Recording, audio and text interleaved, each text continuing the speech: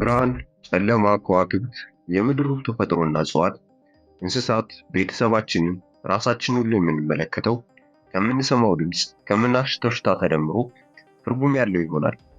ከመቅመሳችን ወይም ከማሽተታችን በፊት በእይታ እንወዳለን፣ እንጠላለን። በደንብ ካሰባችሁት በማየታችን ምድር ላይ ያሉት ሁሉ ትርጉም ያለውና ተናፋቂ እንዲሆን ያደርገዋል። ምን ያህል ሰዎችስ በአይን ፍቅር ተነድፈዋል?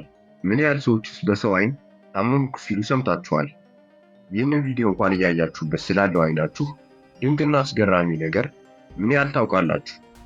እንግዲያውስ ስለ አይኑ ድንቅ ነገሮችን በዚህ ቪዲዮ እናጋራችኋለን።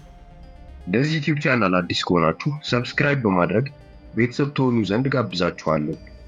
አይናችን ካሉን የሰውነት አካሎቻችንና ስሜት ሕዋሶቻችን ብዙ ድንቅና አስገራሚ ነገር ያሉት በዛው ልክ በጣም እንክብካቤን የሚሻ ውድ አካላችን ነው።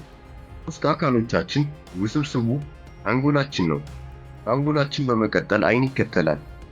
ገና በማህፀን ጽንስ ከተፈጠረ ከ2 ሳምንት በኋላ አይን ማደግ ይጀምራል። ልክ ስንወለድ ማልቀስ ስንጀምር የዛን ጊዜም በአይኖቻችን አይወጣም። የመጀመሪያው ማየት የምንችለው ቀለማት ነጭ፣ ጥቁር፣ ግራጫ ቀለማት ሲሆኑ ቀስ በቀስ ነርቮቻችን እየተስተካከሉና እየዳበሩ ከመጡ በኋላ ደግሞ በሚሊዮን የሚቆጠሩ ቀለማትን ማየት እንችላለን። እንደውም አንዳንድ ሰዎች ከተለመደው ውጪ ይመለከታሉ።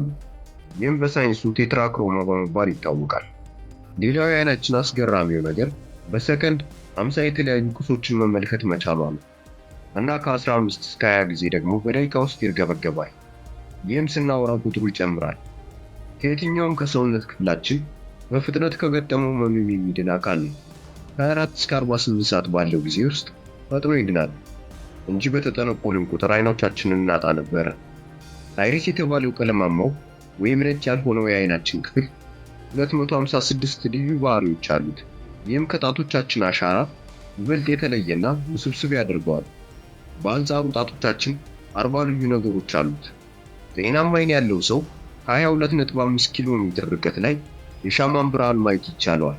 ውስብስቡና ልዩ አንጎላችን እንኳን 80% የሚሆነውን ስራውን የሚሰራው ከአይኖቻችን በሚያገኘው መልእክት ነው። ከእያንዳንዱ አይኖቻችን 1 ሚሊዮን ነርቭ ከአንጎላችን ጋር ተያይዟል። የፊተኛው የአይናችን ክፍል ዘኮርኒያ በመባል የሚጠራው ከሰውነታችን አካል በብቸኝነት ከሳምባ ኦክሲጅን የማይቀበል ክፍል ነው። ነገር ግን በቀጥታ ከአየር ኦክሲጅንን ይቀበላል። አንድ ሰው በአማካኝ ሕይወት ዘመኑ 24 ሚሊዮን ምስሎችን ካለበት አካባቢ ሊያይ ይችላል። አንዱ አይናችን 28 ግራም በታች ትመዝናለች። ሁለቱ በድምር 56 ግራም በታች እንደማለት ነው። ዘኮርኒያ የተባለው የአይናችን ሕዋስ ደግሞ የደም ስር የሌለው ብቸኛው አካል ነው። ከአይናችን ክብ ክፍል 1/6ኛው ይታያል። ሌላው ብዙ ሰዎችን የሚያስገርመው የሰው ልጆች በተለያዩ ቦታ የተለያየ አይን ቀለም እንዴት ሊኖራቸው ቻለ የሚለው ሲሆን የዚህ ምላሽ አይሪስ የተባለው ከውጭ የሚገባውን ብርሃን የሚቆጣጠረው የሜላኒን መጠን መለያየት ነው ልዩነት እንዲኖረው የሚያደርገው።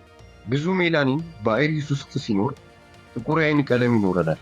ለዛም ነው በቆንጆ እስከሚያስፈራ የአይን ቀለም ሰዎች አሏቸው። ሜላኒን መጠን በዘርም ይገኛል። ይህ በጥቂቱ ያያችሁት የአይናችን ድንቅ ነገር ነው። ስለዚህ ይህን የማይተካ ውድ አይናችንን መንከባከብ ግድና አስፈላጊ ነው። ከከፍተኛ ጨረር ከቆሻሻ አይናችንን መጠበቅ አስፈላጊ ነው።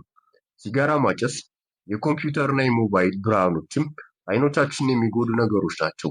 አመጋገባችንም ለአይናችን ጤና አስተዋጽኦ ያደርጋል።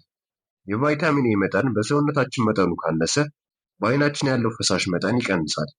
ያም አይናችንን እይታ እንዲቀንስ ያደርገዋል። አንዳንድ ጊዜም ለአይነ ስውርነት ያጋልጣል።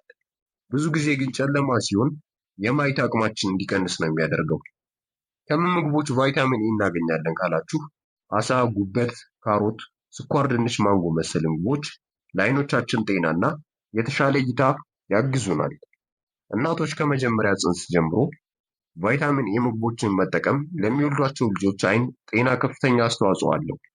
አይኖቻችን ምን ያህል ድንቅ እንደሆኑ ያያችሁትን ይመስላል። ይህን ቪዲዮ እንዳስተማራችሁና አስደናቂ ነገሮች እንዳገኛችሁበት ተስፋ አድርጋለሁ። ቪዲዮን ከወደዳችሁት ላይክ እንዲሁም ለሚወዱት ሼር በማድረግ ሰብስክራይብ ካላደረጋችሁ ሰብስክራይብ በማድረግ ቤተሰብ ሁኑ። በሌላ ቪዲዮ እስከምንገናኝ ሰላም ሁኑ። ሰላማችሁ ይብዛ።